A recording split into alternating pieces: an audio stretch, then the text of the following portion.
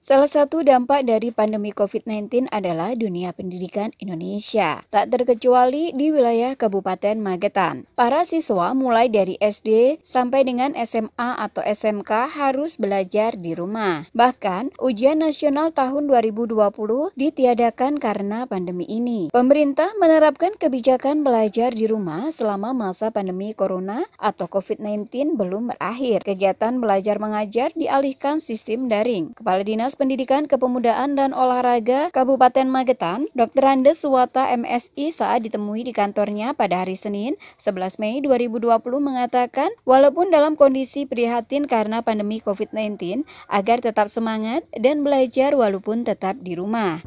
Sejak adanya pandemi Corona COVID-19, kita sudah melakukan langkah-langkah.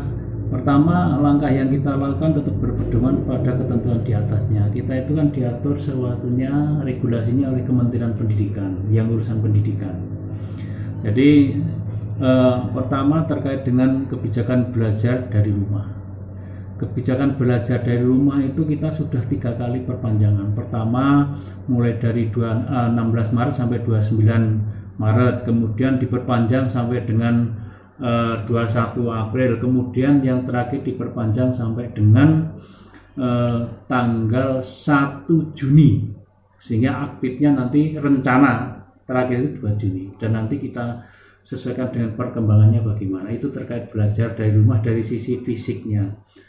Sedangkan dari sisi KBM, kegiatan belajar mengajarnya selama masa COVID ini, karena belajar dari rumah, kepada peserta didik diberikan tugas-tugas oleh guru, tapi secara terukur ya, sesuai dengan surat edaran Mendikbud nomor 4 tahun 2020 tentang kebijakan pendidikan selama masa COVID-19. Itu ada beberapa kebijakan. Yang pertama, anak sekolah harus sistem pembelajaran sistem daring. Yang kedua, kepada peserta didik terkait dengan kelulusan, kenaikan diatur sendiri, tidak ada ujian nasional, UN ditiadakan. Pertama terkait dengan sistem daring, belajar dari rumah dengan sistem daring. Alhamdulillah untuk tingkat siswa jenjang SMP tidak ada masalah. Kita sudah cek tadi sejak awal ada kebijakan itu belajar dari rumah untuk SMP karena memungkinkan ya. Pertama dari sisi sarananya mereka kalau SMP rata-rata kita sudah cek kepada semua sekolah apa keluhannya kalau dengan sistem daring. Dari sisi peralatan sarananya itu kalau habis semua anak punya kalau SMP. Kemudian pelaksanaan daring hampir semua wilayah yang SMP bisa terakses jaringan. Sehingga pelaksanaan lancar. Kemudian sistem pembelajaran pertama yang kelulusan untuk SMP. Kelulusan karena tidak ada ujian, maka kebijakannya untuk menentukan kelulusan itu diambil dari 5 semester terakhir, rata-rata 5 semester terakhir ditambah dengan tugas yang diberikan oleh guru dan ujian praktek. Kok ada ujian praktek? Karena masa belajar dari rumah ya. Jadi ujian praktek itu sistemnya online. Contoh, misalkan mapel agama Islam. Mereka sholat yang 5 waktu salah satu dipraktekkan, misalkan yang 2 rakaat itu yang singkat, di video lafalnya, bacaannya bagaimana, gerakan fisiknya bagaimana, kemudian dikirim masing-masing anak. Contohnya itu. Kemudian praktek yang lain ada pembacaan puisi dan lainnya dikirim. Contohnya itu yang demikian. Itu dan yang lain sebagainya. Alhamdulillah tidak ada masalah untuk jenjang SMP. Kemudian untuk yang kenaikan kelas sama. Itu dengan sistem penilaiannya untuk kenaikan kelas 5 semester terakhir rata-rata. Dan ada kegiatan tugas dari guru. Nah, tugas dari guru.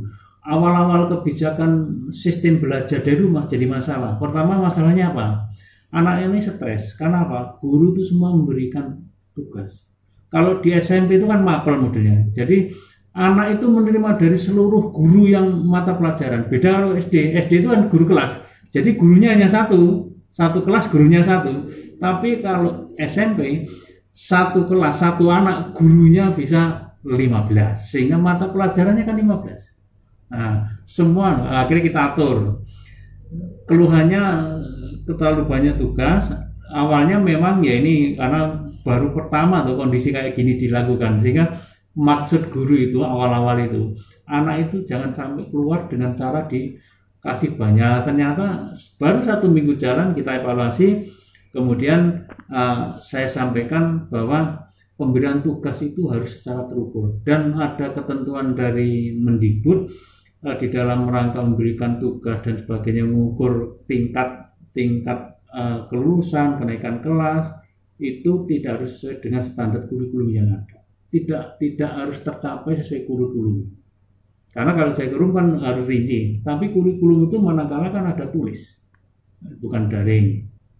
Itu sehingga lancar, artinya secara terukur dari gantian tugas itu dikoordinir oleh wali kelas. Setiap kelas kan ada wali kelas guru. Nah, guru-guru mapel itu mengirim tugas kepada wali kelas yang ngatur.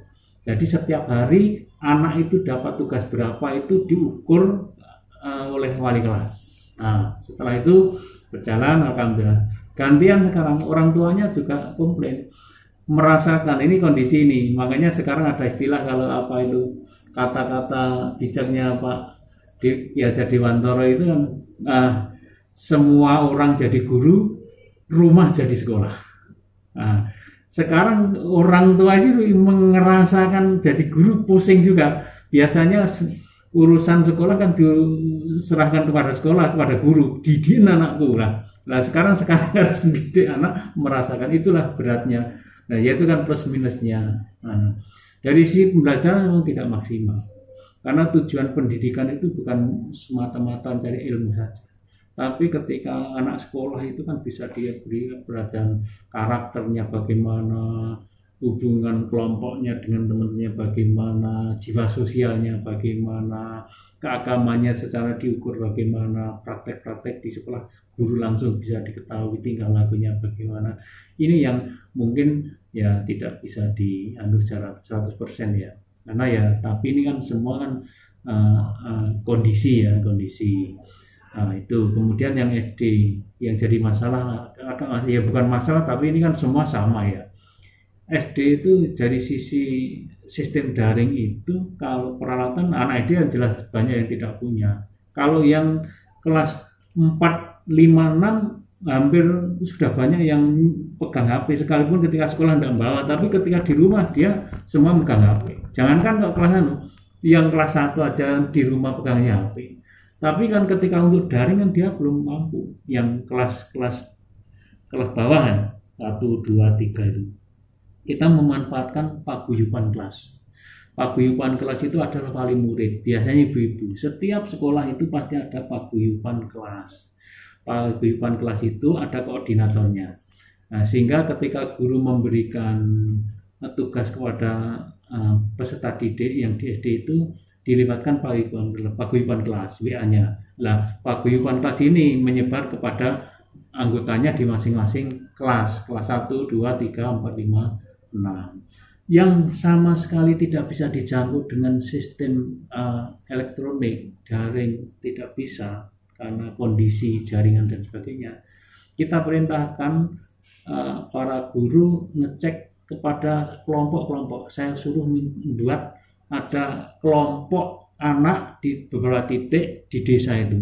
Kenapa? Kalau jenjang SD itu rata-rata peserta didiknya itu ya hanya satu lingkungan. Beda dengan SMP. Contoh SMP 1 Magetan. Itu dari luar daerah aja ada yang dari Ngawi. Tapi kalau SD itu biasanya satu desa. Karena satu desa hampir setiap satu desa itu minimal 1 SD, ada 2 SD, bahkan ada yang 3 SD. Sehingga pesertanya ya hanya dari karena dekat gitu gurunya itu ngalai itu ya, mendatangi tempat-tempat ngecek anak-anak bagaimana, saya minta itu dan main dalam laporan enggak jalan tahunya ya yang Panean itu karena kan jaringan kan sulit, Panean, Poncol, Parang sebagian, Parang itu sebagian tapi yang lainnya lewat paguyuban ini, grup WA ini lancar. Di samping guru saya minta tetap ngecek bagaimana kondisi. Sekali-sekali kan guru kan sekalipun masa ini akan bekerja dari rumah kan tetap piket gantian. Tidak boleh masuk semua tapi diatur secara piket. Jadi juga untuk memantau itu yang piket itu tugasnya termasuk memantau tugas yang diberikan oleh guru. Ya, perlu saya sampaikan jadi biar nanti tidak jadi salah persepsi bahwa memang sekolah itu operasional kan diatur dibiayai dari dana BOS. Ya, di dalam dana BOS itu ada juknisnya. Pertama juknis nomor 9 tahun 19 ya. Kemudian dengan kondisi COVID itu ada perubahan juknis BOS menjadi Permendikbud nomor 18 tahun 2020. Di situ ada item perubahan terkait yang menyangkut tentang pembiayaan untuk jaringan. Intinya bahwa ada perubahan di pasal 9A kalau tidak keliru. Itu bahwa dana BOS bisa dipakai untuk belanja jaringan dalam rangka mendukung kegiatan belajar di rumah daring itu berupa paket data, kemudian pulsa, kemudian jaringan aplikasi lainnya. Secara eksplisit kementerian tidak menjelaskan ini boleh, pokoknya ya sudah diatur itu. Kita sudah tanya kalau ini boleh enggak Pak, ini misalkan anak diberikan pulsa satu-satu boleh enggak, silahkan diatur, itu sudah kewenangannya sekolah. Nah, terkait dengan BOS kembali. Kalau secara nominal mau diberikan kepada seluruh siswa diberikan pulsa tidak mungkin. Karena apa? Contoh SMP itu misalkan rata-rata jumlah peserta didiknya itu minimal 700 orang kalau yang kota itu. Yang kecamatan SMP 1 itu mesti di atas 500 orangnya. Kalau itu diberikan pulsa dana BOS itu ya yang lain tidak bisa jalan. Makanya kementerian itu tidak mewajibkan diberikan pulsa kepada anak-anak, tidak ada yang istilah itu, tidak ada. Tapi kalau barangkali ada yang karena jumlahnya sedikit terus membantu sekali, boleh, itu tergantung sekolah. Itu sudah saya sampaikan, surat edaran sudah saya sampaikan. Silakan diikuti juknis. Dinas Pendidikan Kabupaten posisinya tidak bisa mengatur karena sudah ada juknisnya dari pusat. Silakan, bahkan saya tegaskan tolong ini bisa dilaksanakan sesuai dengan juknis perubahan dalam rangka untuk mendukung kegiatan belajar dari rumah. Silakan internetnya bagaimana jaringan atau ada langganan itu kan ada langganan meeting Zoom itu. SMP itu kan melakukan meeting Zoom kan ada biayanya itu. Sebulan itu ada yang sampai 400. Kita 400 itu kalau tidak biru. Tiap cas itu sudah otomatis itu. Kemudian yang lain silakan. Saya kira kemudian kalau SMP masih lumayan dana BOS. Rata-rata SD itu kalau sudah tidak dalam kota, jumlah siswanya di bawah 60. Sekarang kebijakan BOS itu berdasarkan jumlah siswa. Kalau dulu sekolah yang siswanya kurang dari 60, maka diberikan pagu 60 BOS-nya. Per A katakanlah kalau anak sekarang kan 900 per selama 1 tahun. Sekarang enggak, kalau muridnya 10 ya jatahnya 10. Makanya ini kan di daerah-daerah kan semua se-Indonesia protes ke pusat. Kebijakan kok berubah gini karena biaya operasional itu tidak berubah jauh dengan yang jumlah muridnya banyak. Karena banyak hal yang harus ada pemeliharaan, ada perpustakaan, untuk buku, untuk yang lain, honor GTT PTT termasuk ini saya jelaskan bahwa dengan perubahan juknis itu, maka ada kelonggaran. Guru yang di negeri itu, dulu kalau tidak punya NUPTK, GTT, itu tidak bisa dapat honor dari BOS. Kebijakan yang baru, Pak Menteri, selama masa pandemi COVID, dana BOS bisa diberikan kepada GTT PTT, maksimal yang 50% itu, tanpa persyaratan punya NUPTK. NUPTK itu nomor unik pendidik tenaga kependidikan. Nah ini ada keleluasan. Karena apa? GTT PTT juga masalah. Ini yang semua kan jadi masalah. Dari mengeluh GTT-PT mestinya setelah mengajar biasanya kan cari nafkah di luar kegiatan mengajar, di luar jam kerja. Dengan kondisi pandemi ini mengeluh semua, mau biasanya nge-grab nggak bisa, yang biasanya kerja sambilan yang lain semua macet, penghasilan dari sekolah tidak cukup. Nah, akhirnya itu kemudian teman-teman yang PNS secara sukarela memberikan bantuan. Seluruh GTT-PTT Magetan dapat bantuan sembako. Itu bukan pungutan tapi sukarela dari guru-guru PNS di wilayahnya, dibelikan sembako terus untuk pendaftaran siswa baru masa pandemi COVID, kebijakan sampai dengan hari ini kita tetap jalan. Rencana jadi kelulusan dulu. Untuk tingkat SD kelulusan nanti tanggal 15. Untuk SMP kan tanggal 5 Juni. Setelah itu kan baru PPDB istilahnya. Penerimaan peserta didik baru. Kita sudah mengajukan peraturan Bupati tentang petunjuk atau pedoman PPDB tahun 2020, dan nanti PPDB itu akan dilaksanakan mulai tanggal 20 Juni. Kecuali nanti ada kebijakan baru dari Kemendikbud. Kalau ada kebijakan baru misalnya diundur PPDB, ya kita menyesuaikan. Tapi sampai saat ini kita juga komunikasi dengan daerah lain tetap jalan. Dari tahun ajaran itu habisnya tanggal 10 Juli. Tahun baru ajaran nanti 10 Juli itu sudah tahun ajaran 2020-2021. Kemudian rencana kami PPDB, surat edaran menteri juga kebetulan supaya ketika PPDB diusahakan tidak mengumpulkan banyak orang di sekolah. Akhirnya saya dengan sistem online untuk zonasinya. Nanti PPDB kita sistem online, jadi anak tidak perlu datang ke sekolah tapi cukup di rumah. Nanti aplikasinya ada, kita sediakan gitu. Kecuali yang misalkan karena kan ada 4 jalur PPDB itu.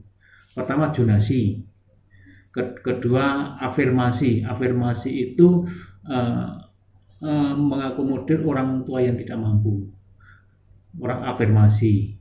Kemudian keikutsertaan orang tua. Kesertaan orang tua itu biasanya pindah karena tugas, itu nilainya sedikit. Kemudian yang terakhir adalah jalur prestasi. Ini kan yang pertama ya, online ini. Kita mencoba lah, karena bagaimanapun kan lama-lama nanti kita itu harus kita jalankan. Mau tidak mau kita ketinggalan kalau tidak begitu. Kita juga ingin membatasi konflik of interest. Ketika online orang sudah tidak mau ini titip dan lain, sekalipun kemarin juga kan tidak model gitu, tapi kan masih ada ruang tentang itu. Kalau ini mau gimana, itu online sudah tidak bisa diatur-atur dan waktunya. Nah, kemudian tentang jaringan online. Jadi nanti kita kalau perbuknya sudah jadi, kita akan sosialisasi. Nah, mengantisipasi bagi anak yang mungkin kebingungan atau orang tuanya karena SD ya. Nanti kita sudah mulai ya. Pendaftaran itu sekolah nanti lewat sekolah. Yang mendaftarkan boleh siapa saja, yang penting kan tidak ke sekolah. Lah nanti mungkin dikoordinir oleh sekolah masing-masing. Misalkan SD katakan di sini unggulan ya. SD unggulan nanti kan akan mengordinir anak kelas 6 yang mau ke SMP. Siapa aja Anda mau kemana nanti bersamaan daftarnya di sini giliran, karena itu jaringannya, dan nanti biar gampang itu mekanismenya, karena mungkin khawatir orang tuanya bingung aplikasinya bagaimana, dan itu sosialnya gini. Sekarang ini sudah persiapan, makanya saya dapat suara-suara loh, Pak, ini sudah ada pendaftaran loh, sekolah-sekolah sudah SD sudah ini kan. Itu dalam rangka itu, tapi tidak ada yang maksa kamu harus ke sana, enggak. Ditampung aja kamu mau kemana, didaftar, dan nanti ketika yang zonasi itu online itu bersamaan gantian di sekolah. Terus satu lagi Pak, kalau pendidikan secara merdeka insya Allah sudah berjalan, dan guru yang awalnya berat, orang tua yang awalnya berat akhirnya bisa terlaksana.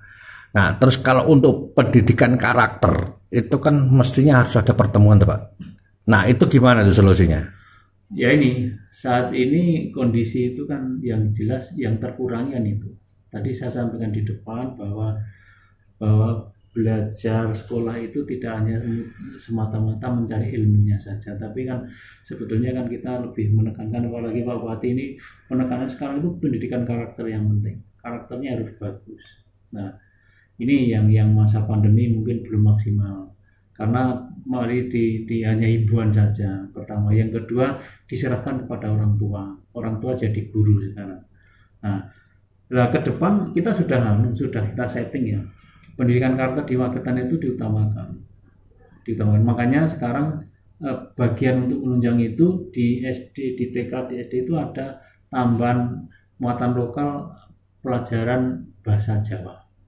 Itu apa? Biar mengingatkan kepada jati diri orang Jawa dengan cara bersopan santun, bertutur kata yang baik, itu bagian dari pendidikan karakter.